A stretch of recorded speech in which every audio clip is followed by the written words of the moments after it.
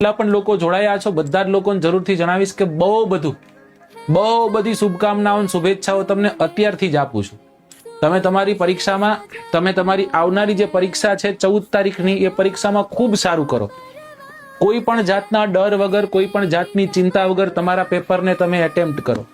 મને ખ્યાલ છે થોડુંક આપણને પેલું રહેવાનું, બટરફ્લાય થવાના, અંદર આપણને એમ થશે કે સાહેબ શું થશે, રાઈટ? તમારા સાથે સારું થવા જાય ને એની પહેલા ઘણું બધું ખરાબ થતું હોય છે. એટલે હું એમ કહીશ કે બધી જ વસ્તુને ઇગ્નોર કરજો, ફોકસ્ડ રહેજો. માત્ર ને માત્ર તમારા પેપર છે એ પેપર પર તમારું ધ્યાન હોવું જોઈએ. રિલેક્સ થઈ અંદર જેવા વર્ગખંડમાં જાઓ, માતા પિતાને યાદ કરો, તમને જે ગમે છે એને યાદ કરો, ભગવાનને યાદ કરો, અને ખાલી એટલું કહેવાનું કે આવનારી આ જે 2 કલાક છે એ 2 કલાક મારી હશે, રાઈટ? પૂરા તમારા પ્રયત્ન કરજો. સફળતાઓ છે, સફળતા તમને હાસિલ થશે, પ્રાપ્ત થશે. જ્યારે નેગેટિવ વિચારો સાથે તે પ્રાંગણમાં અંદર તમે પ્રવેશો છો તો દોસ્તો એમાં પોઝિટિવ થવાની આશાઓ છે એ ઓછી ધીમે ધીમે થઈ જાય છે.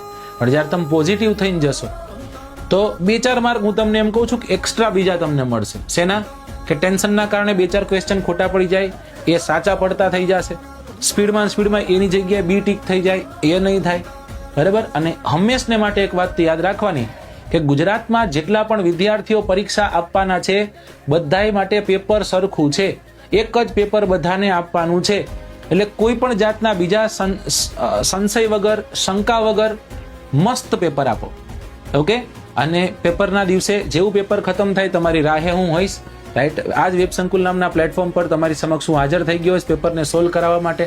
અને બધા જેટલા પણ વિદ્યાર્થીઓ છે, ઓલા ભાઈ ગાળ બોલીને વ્યા ગયા એમ નહીં, હું કહું છું કદાચ સાચા એસ્પિરન્ટ હોય તો મહેનત કરી હોય તો માતાજી એમને એક ટેકો આપે ને પાસ થાવ તમે, બરાબર? ખાખી રંગ એ લિબાસ તમારા જ્યારે શરીર પર ચડશે પછી ખૂબ મજા આવશે, બરાબર ને? બસ એક અલગ પ્રકારની ઓરા સાથે હવેના દિવસો તમારે જીવવાના છે.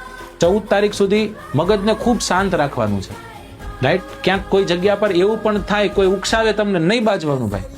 થશે, આવું થશે, નહીં બાજવાનું. એકદમ માથે બરફ રાખી દેવાનું. જી હા, ઓકે, એમ કરીને નીકળી જવાનું. સમજાઈ ગયું?